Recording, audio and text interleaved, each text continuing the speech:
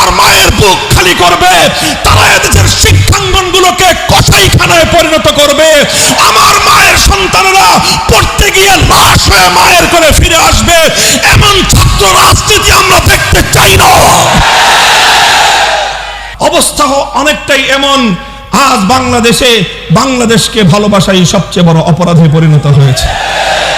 দেশের স্বার্থে কথা বলবেন, পিটিয়ে মারবে, অভিযোগ করবার কোনো জায়গা নাই। সংগ্রামী সাথী ও বন্ধুগণ, আমার কথা হলো এভাবেই অন্যায়, অবিচার, জুলুম, শোষণ, দুর্নীতি, জনগণের সম্পদ লুণ্ঠন ফিরিস্তি কয়টার দিব, কয়টার কথা বলবো? তানহামা দাগ দাগ সুদ, পুম্বা কুজা কুজা নেহাদ, সারা শরীর ক্ষত বিক্ষত, মলম আর পট্টি আমি কয়খানে লাগাবো?